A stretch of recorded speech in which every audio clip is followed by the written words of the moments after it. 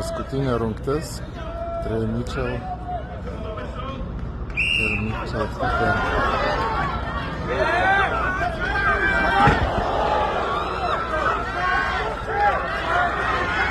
Kova vyksta neakivaizdi tarp Cooperio, Ryan Neal, kuris pirmauja 2,5 taško, ir Tom Stockman, kuris turi tiek pat taškų kaip ir Cooperis. Labai sunkus finalas ir neaišku, kas laimės šiandien.